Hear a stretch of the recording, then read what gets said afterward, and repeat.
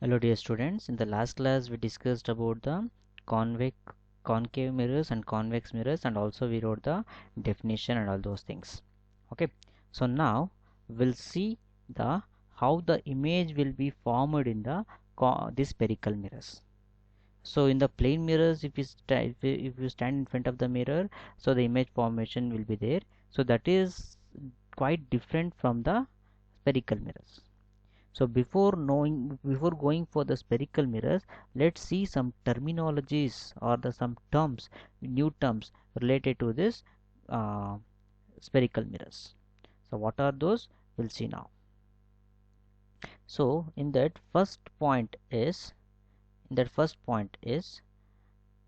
this. So in this, the first point is pole. So what do you mean by the pole? So here this pole is the center of this reflecting surface. Here are you able to see the point P here? So this pole is the center of the reflecting surface, both in the concave and also in the convex mirrors. So this P is the pole, is the center of the reflecting surface of spherical mirror, and it lies on the surface of the mirror. So it lies on the surface. It lies in the center of the center. Okay, just if you see the circle has a center, right? This look like a circle, right? Okay, this just imagine that this as a circle. So if we imagine this as a circle, the everything whatever you know in the circle, the same thing reflects here. So here this is center of the circle, so this is called as center of curvature, and this the center of this reflecting surface is called as pole. And we know that the center to the this object, this is nothing but radius in the circle. So this here, but we call this a radius of curvature. That's it. The same thing here also. These are the terminologies, which is new terminologies, which is there in this which is associated with this mirrors, reflecting as a spherical mirrors. So now this is pole. So here pole, this is center of the reflecting surface, center of the reflecting surface of spherical mirror. It lies on the surface of the mirror. It is lies on the surface of the mirror. The pole is usually represented by the letter P. Okay, so here also they represented by the letter P. So next, so here center of curvature. So center of curvature, the reflecting surface of a spherical mirror forms a part of the sphere. The sphere center is called as a center of curvature. This part is known as center of curvature. So usually in the circle it is a center of circle, right? So here we can call this as a center of curvature. Why it is curvature? Because it is a curve mirror or a spherical mirror. So it is called as a center of curvature. It is represented by a letter C. It is represented by a letter C. Here also it is represented by the letter C. So the center of curvature is not a part of the mirror. It is not a part of the mirror. It lies outside its reflecting surface, or in case sometimes it is inside the reflecting surface. So where the center of curvature of a concave mirror. So for the concave mirror, it lies in front of it. So here it is front of it. It is a curvature for concave. So for convex mirror, it is behind the mirror. So here it is behind the mirror, behind the reflecting surface. Okay, for a convex mirror, it is behind the reflecting surface. So this is a one pole, this is a one definition, and a center of curvature. Okay, the center of curvature, the reflecting surface of a spherical mirror forms a part of sphere.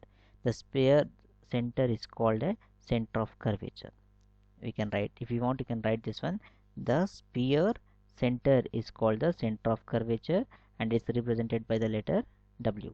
And for the pole, we can write this one. The pole is the center of the reflecting surface of a spherical mirror. Okay, and it is usually represented by the letter P, capital P. So next terminology is radius of curvature. Okay, now radius of curvature. So it is nothing but the radius.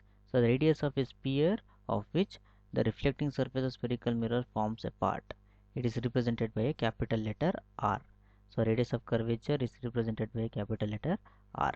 So it is nothing but radius. So we know that what is the radius of circle? Radius of circle is nothing but the distance between the center and to the surface, or the circumference of the circle, or to any point in the circle, isn't? So similarly here also, the radius of sphere of which reflecting surface of sphere of the mirror forms a part. So this is nothing but the radius of curvature, and it is represented by the capital letter R. So this representation also very important. Okay, the letters radius of curvature is represented by capital letter R, and the pole is represented by the P, and center of curvature is represented by capital letter C. Okay, this is about radius of curvature. So next terminology is principal axis. So what is this principal axis? Actually it's a line. What line it is? It's an imaginary line. So there is no such line in the mirrors, and even the center of curvature also not there, but all these are imaginary one. So this imaginary line which we use to represent that images, a straight line passing through the poles. Here we can define this principal axis. We can define this principal axis as, okay, the principal axis as a straight line that pass through a pole. That is a straight line which is passed through a pole and the center of curvature. See here, to the center of curvature and to the pole it is passing. A straight line which is passing through the center of curvature and pole. Here, even here also the same. Okay, so the principal axis is the normal to the mirror and to its pole. Normal in the sense it is straight line they're telling. Okay, wherever they use the word normal, even in the reflecting, even in the what is it, in the reflection also we use the word normal. So what is that normal? Normal is nothing but a straight line. Here also is a straight line that passing through the pole and the center of curvature of a spherical mirror. So that is principal axis is normal to the mirror and its pole. So next terminology is principal focus. So what is this principal focus? So first we'll discuss about this principal focus now. Here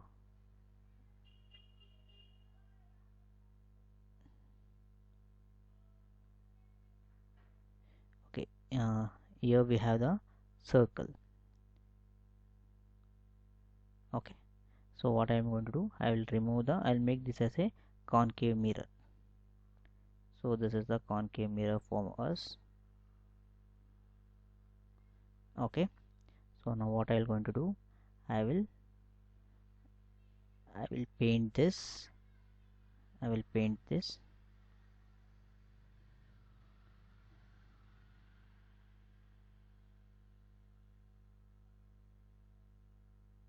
I will paint this with one side I paint, so it become a mirror now. So therefore this is a reflecting surface. So now what I am going to do, I'll draw a pole. I'll draw the pole.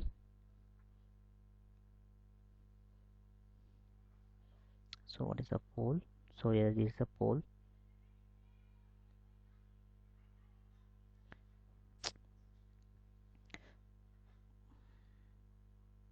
Straight line here. So suppose if we draw this is the principal axis. So now this is the pole. So this is the pole, and here we have a center of curvature C. So center of curvature is center of the circle, and this is the principal axis. So this line, blue color line, is known as a principal axis. Now what happens when a ray of light passes, so many rays of light will pass like this on the on the reflecting surface. So after it is reaching the surface, what happens? So it will reflect back again, right? So it will reflect back. Okay, so it will reflect back. So where this point lies, all the points will meet at a point on the principal axis. See, all these reflecting rays meet at a point. So this point is known as a, where all this point lies, so this point is known as a principal focus. This point is known as a principal focus. It is represented by capital letter F. I hope all of you understood. These are the rays. Ray of light is passing through the surface or reflecting surface. After reflection, it will all the points meet at a point. So that point is known as principal focus. Okay, so you can write this one.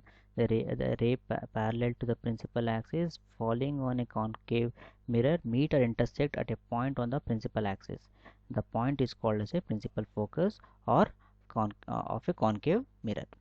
So the reflecting appears to come from a point on the principal axis when a ray parallel to the principal axis fall on the convex mirror. That point is called as a principal focus of the convex mirror. So the principal focus is represented by the letter capital F. Okay, the same thing in case of convex mirror also. Okay, when the convex mirror also, so what happen, the same thing will happens there also. We'll discuss about this convex mirror in the later classes. Okay, so next, in the last terminology in this mirror is focal length. So what is a focal length? The focal length is the distance between the principal focus and the pole. So what is the distance between F and P? The distance between F and P is nothing but focal length. So the distance between the pole and the principal focus of a spherical mirror is called a focal length. It is represented by the small letter F. Capital letter F is focus, small letter f is focal length. Okay, so these are the important terminologies which you should be know before going for the ray diagrams and all those things. Okay, so now do one thing, copy this all the things in the in the points book. Okay, so write this concave mirror and convex mirror, so center of curvature. So write for the pole you write these 2 points is enough, and here for center of curvature write this 1 point is enough. Okay, next for the radius of curvature, okay, write this point, the radius of sphere in which reflect, okay, write completely till here, and principal axis only 2 lines is there, so you can write these 2 lines. And for the principal focus, the ray parallel to the principal axis falling on the convex mirror meet at the point of the principal axis. The point is called a principal focus of concave mirror, so you can write this one, and just you can write that the principal focus is represented by the letter F. Okay, next is focal length. Okay, so far for today's it's enough, so write this and learn this. So these are new terminologies, you should practice this well, so you'll not get any confusions. Once it is come to your mind, it's finished, so you never forget about this. Whenever you see the mirror, you only identify all these things, all the terminologies. Okay, we'll see the remaining thing in the next class. Have a nice day. Bye, take care.